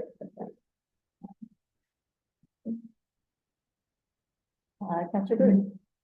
Through the chair, I've also come to the conclusion that it's not tenable for us to sell any of the municipal land. I think it's totally reasonable to consolidate, but actually selling, and I wasn't kind of in favor of being able to get that the purchase and sale agreement allowed that the developer would be buying about 5 acres of village road allowance, village land, whatever, and that would net the village about $240,000. And I thought, well, that money could be put towards affordable housing, which is an OCP recommendation, and it's throughout the OCP, then I'm okay with that. I'll note that the OCP does not say increase our park land. That's never in the OCP. Preserve what we have, yes, but not increase. So I did think it was okay that we had a little money, we could put it into a fund that jumpstart the Kaslo South development. But after hearing public input for the last year, I'll drop that, and I feel like as a result of public input that we should not be making any money on this at all. It should be consolidation without sale.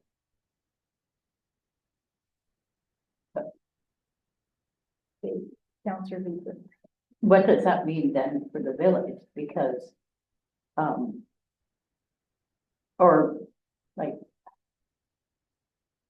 I don't understand how it would work if he wasn't able to, would we lease him the land so that he could subdivide, or how would that work if we're not selling it?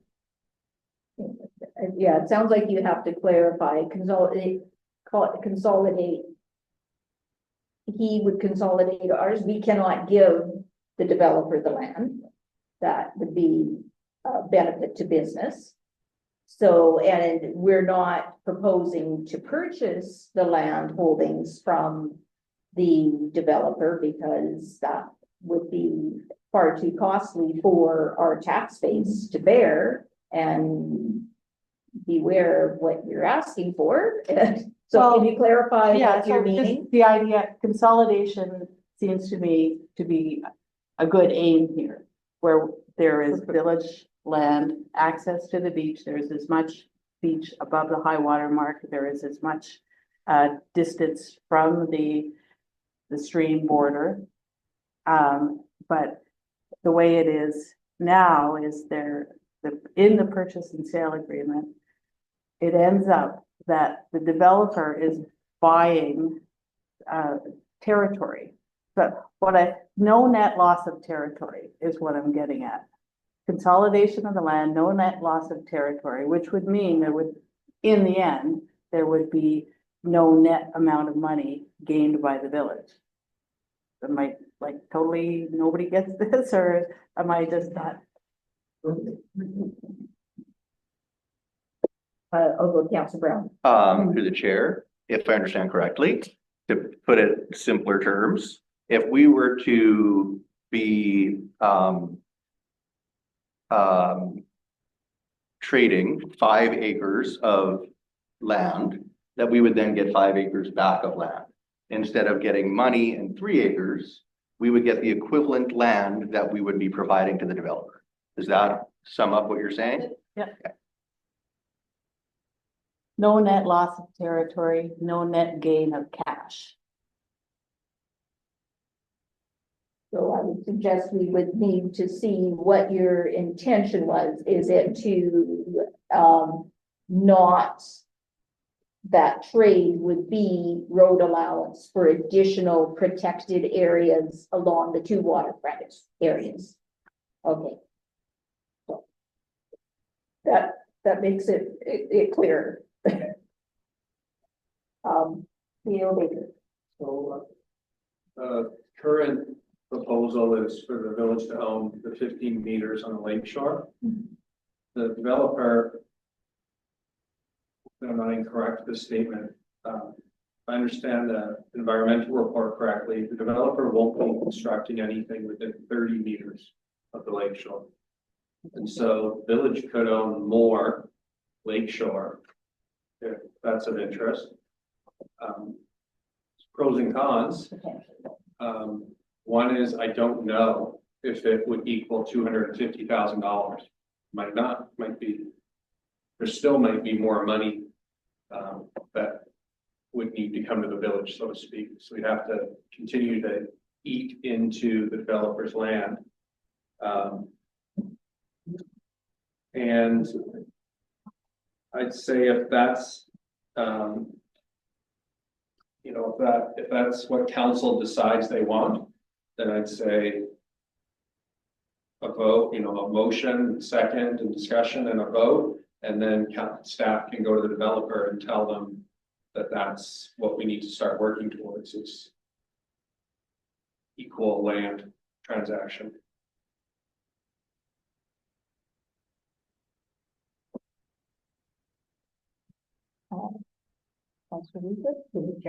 But isn't the land swap sale part of our bargaining power? Like, that's the way that we can negotiate some of the conditions that we want. And also, Chair, I think you still continue negotiating. The only thing that what I'm hearing is the only thing that changes, instead of we give them a whole bunch of land, they give us some land and we get 250 grand in our pockets, is it's going to be equal land for equal land. There'll be no money exchanged. What happens on the land, you still have all of those conditions that you can apply to the. if we're not going to require him to, like, part of our coming up with the 250,000 was him building a path. And wasn't that going to be worth like $100,000 or something? We would share the path on the river. Yeah, Yeah. So I didn't hear Councillor Bird say that she didn't want a path built along the river. I did hear the mayor say that, and I don't think that that's been kind of hashed out yet. No direction's been provided on what to do with paths. But I'd say that that's separate from the idea that we would trade 50% land for 50% land, and there would be no cash exchange. Yeah, no, I understand that. What I'm getting at is that the way they came up with the price per acre was him doing some development for the pathway. And that's how we came up with. no, we're not gonna, please don't, no comments from the gallery. This is a council meeting and you must respect that. Thank you. That was not anything that's contingent on the purchase and sale. That was something they were offering to do on that. I don't believe it was tied to the purchase and sale. It was I something thought it that they was were tied to offering. the price per acre. No, not that I can recall. I'm gonna ask Councillor Lang. Hopefully you've been able to hear everything, and is there anything that you would like to add or questions you'd like to ask CAO Baker? Yeah, through the chair. Yeah, I've been able to hear the discussion quite clearly. I think we're reaching a point where we need to make a decision. If you want to kibosh this proposal, let's kibosh it and let the developer decide what he wants to do at that point. If he wants to take us to court, so be it. It'll cost the taxpayers money, and we may very well lose. And he may get his way in the end anyway. But this spinning around in circles that we've been going through for the last, 6 months, coming up with different variations. Like there's a lot of stuff in the proposal that's a benefit to the community. Nobody can deny that. The strip along the river, 30-meter wide strip, is a big chunk of land. The strip along the lake is also a large chunk of land. That access doesn't exist today. And if the proposal's finished, he could put up a fence and that's the end of the story. Nobody gets to use it. The concept that if we do nothing, everything will stay the way it is not realistic. So we got to make a decision here. I think by agreeing to advertise the sale allows us to continue negotiations. The discussion we had earlier about campground, it clearly indicates to me that we have a shortage of camping. We're trying to jam people in along the ring road and the logger sports, around the ball field. We need more camping. And I think the developer would be accepting that at least a portion of that property should be made available to the camping public. I'm just guessing, but I'm thinking that's maybe something he'd be interested in. But one way or another, we need to make a decision. Let's either vote this thing down or take it to the next step and allow negotiations to continue. So thank you for your time. Thank you, Councillor Lang. So before I go to Councillor Brown, who I know has a motion ready, is there any further discussion? All right, Councillor Brown. Through the chair, I would like to move that council decline the proposal from QP Development. I'll second that. Okay. And discussion. So just for clarity, totally decline, no further negotiation of anything. So, Councillor Bird? Through the chair, I don't read in that motion that there is the end of negotiation. I just read in that motion that the proposal as presented, which was a motion I made at the last council meeting is not acceptable. And basically throw it back in their court with all the notes that Robert has managed to cull from our discussions. And say, this is where council's at.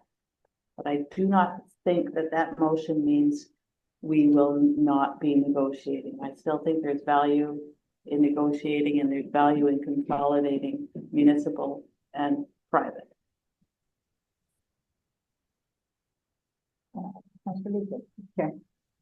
I think we would need an opinion as to whether or not that, what exactly that means, decline. I mean, to me, decline means we don't want this.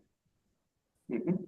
But I mean, the current recommendation on the table that was suggested by the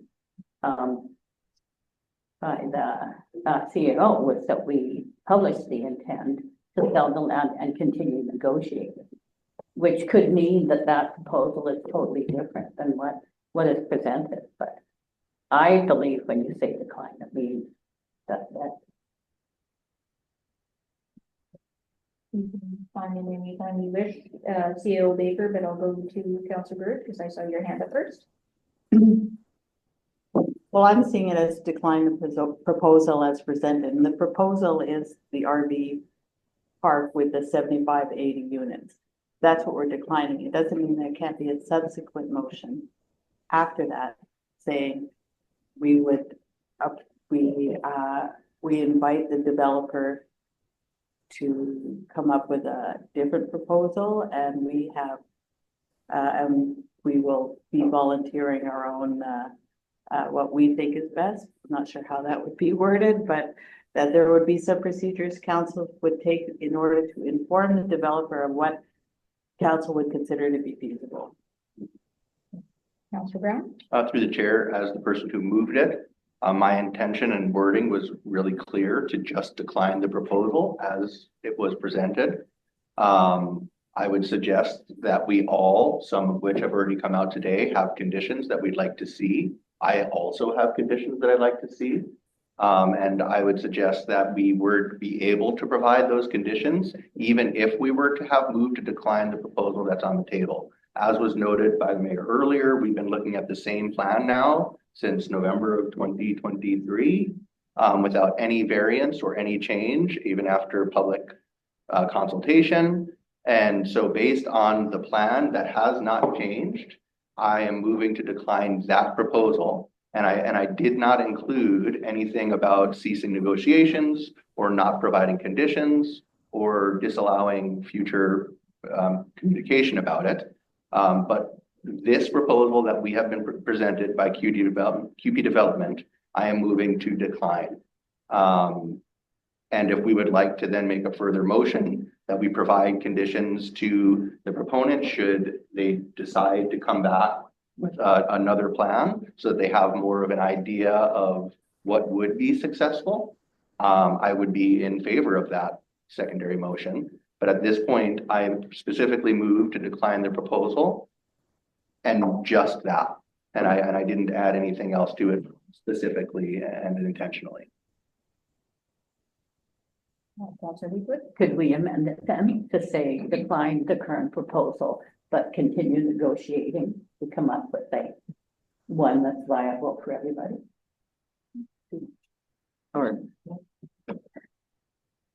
So you can propose an amendment anytime. If you can get a second, the amendment would be on the table. So, Councillor Brown? To the chair, may I suggest instead of continue negotiations, provide conditions. So that way that we could be really clear that we're not closing down this conversation. It's not a one-way conversation in which they send us things, but this is now an opportunity for us to now reply back to them that these are the conditions, these are our considerations. We've declined the proposal that you put forward to us, and we have thought about what would be acceptable. And these are the conditions that as a council, we would then agree on.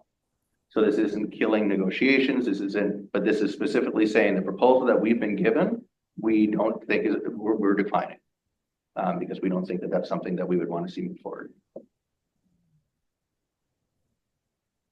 Sorry, so it'd be supplemental and through the chair, please. Chair. So you're saying that you would say decline this proposal, but continue negotiating. You would put that in the motion. That Or, wasn't in the motion, no. No, It was but just to decline. okay, But through the chair to answer that, I wouldn't say to continue negotiation. The words I would use would be to provide conditions. okay. Yeah. Yeah. In that same motion that you, So that isn't what I've moved. okay. So I'm gonna so- go, you two are carrying on a conversation, which we should have been having already. Councillor Bird. Through the chair, I think it's cleaner in two motions. There's no reason not to do it in two motions, so leave them both. Just to be, just cleaner. One motion, and any councillor is free to propose another motion. So I can propose an amendment, but what it would be is declined in its current form. Rather than, because declined is so final, but you're just, your motion and then your supporting back wording aren't lining up, right? You're just declining it in its current form. Right, as proposed. That you, and as has been articulated during the meeting already, that we aren't, it doesn't seem like any of us are happy with the drawing that hasn't changed since the very start. That we might be willing to look at something different if it was proposed. And, you know, if it, yeah. But that was just proposing that amendment. well, if somebody, I'll second. okay. Well, is it, Can I ask what the amendment or the motion, secondary motion was? oh, well, it was just if it could either be a friendly amendment or a voted on amendment. If you are agreeable to adding the words in its current form to the end of it, As proposed. or as currently proposed, decline the development or the proposal as it currently stands. I can't remember what the wording is that we're starting with. So, yeah, Yes, the motion that was seconded was decline the proposal from QP Development.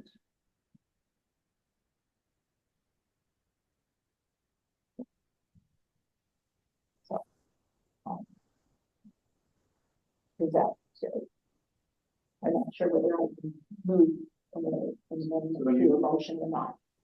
You can, if you'd like to make an amendment, then you can, council would need to vote, agree to an amendment, and then they would vote on the amendment itself. No, I'm just not clear whether I can, or whether it has to be a member of council. If, The mayor can okay, propose an amendment. if it's not considered a friendly amendment by the mover, then I would propose the amend it to say in its current form, the proposal in its current form. And if you consider that not friendly, then,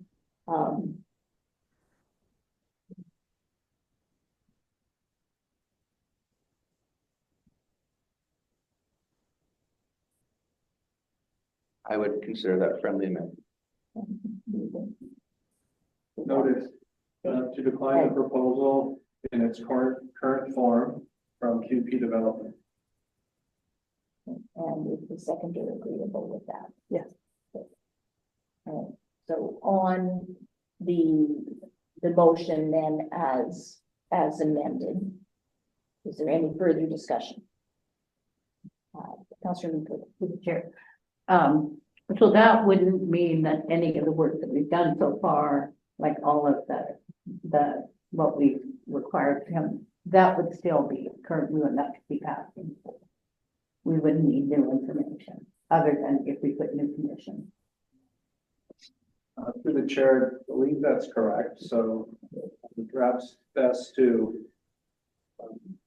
go into discussion, lines down and then vote on it.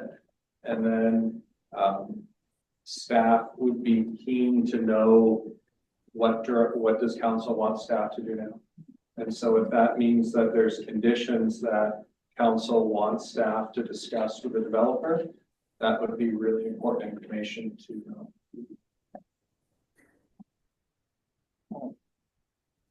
So are we ready for the question to be called? Okay. All those in favor of the motion? Any opposed? Do you want your negative vote recorded, Councillor Lang? Yes, please. So that motion passes. Oh, wow. I just got caught.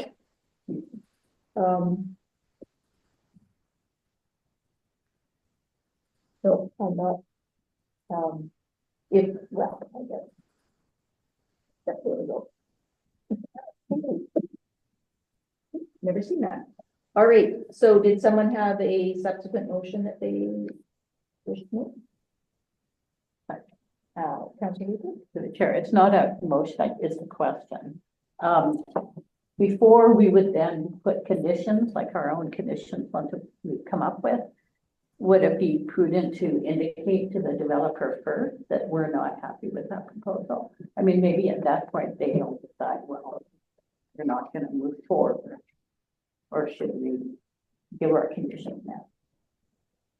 Well, I think staff was looking for further direction because what we discussed is that I didn't hear anybody say we're totally done negotiating. So what we need to give staff direction to take back to the developer besides the motion that has just been passed, because that will have to be communicated to the developer.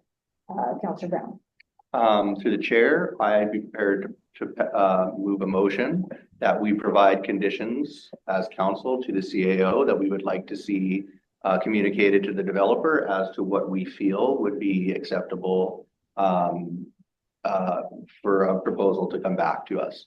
So that in the interest of time and all the important things we have on our table in addition to this. So the motion would be for council to provide conditions to the CAO for any further communication with the proponent.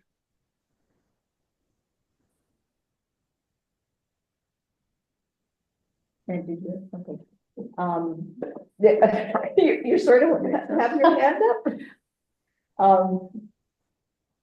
Okay, so I guess we've never been told we cannot give the conditions to the developer currently. Okay. So you have indicated that you have some additional conditions, and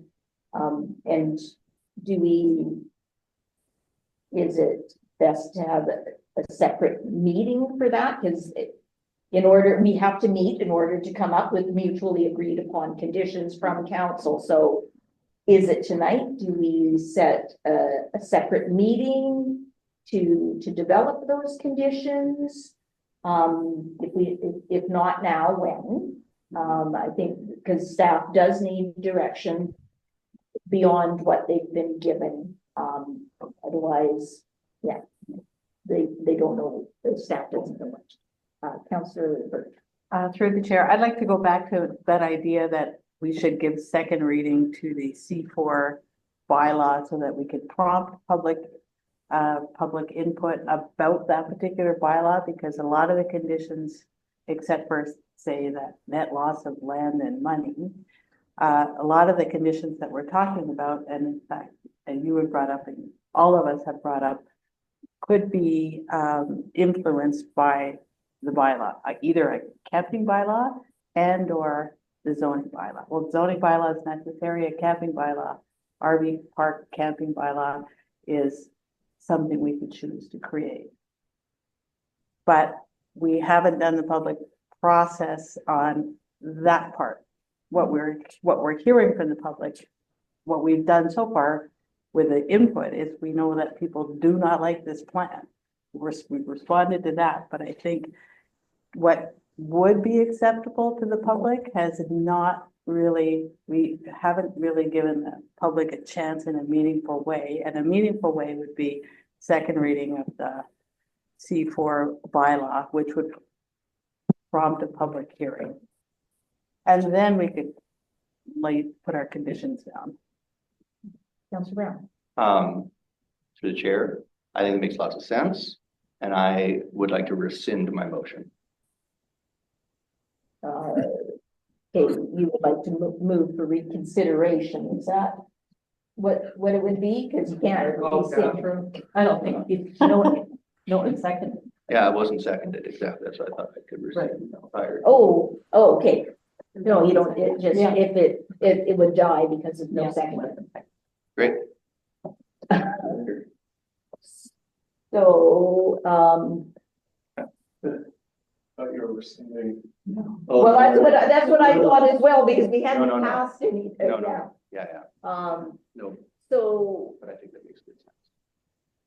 can I suggest then that we have staff bring back that bylaw to the next meeting for council, because it's been a while since we've seen it, so that we can review it and see whether we want anything else. And that in the intervening time, that gives staff a chance to communicate to the developer, and if they choose, you know, they may choose not to go forward, or and then indicate also that we are going to discuss going forward with second reading to trigger a public hearing. So then that would indicate that we're not saying no totally, just so how would you like that worded? Is it sufficient just to say that have staff bring bylaw with 1298 back to the next council meeting? Mayor Hewitt, I would say that we don't necessarily need to pass a bylaw. Staff will put it on the next agenda, and council can give second reading to the proposed bylaw. Councilor Bird? I can make that motion, but through the chair, sorry. But is it also appropriate for you as chair to say direction to staff, please communicate with we don't need to make a motion that we want staff to communicate. We can just, you can direct staff Yeah, to they do the staff, communication. Okay, so that does staff not would require a motion. automatically, they've been the communicator up to this point. I haven't communicated with them at all. Yes, but Yeah. it seems like sufficient that we direct staff to keep the communication lines open. Yeah. And then I could make a motion that, and we'll just bring this back. In fact, we don't need to make any motion about this at all, because direction to staff is to keep the lines of communication open, and also to bring forward that bylaw 1298 for second reading to prompt public input. Yeah. So we're good. So yeah. From staff's perspective, I don't think a motion is needed. All right. So, nothing anything else? All right, and so we had no late items and we have no in camera, so with a motion to adjourn at 8:18, moved by Councillor Brown. All those in favor? That is carried. On the agenda, yeah. It just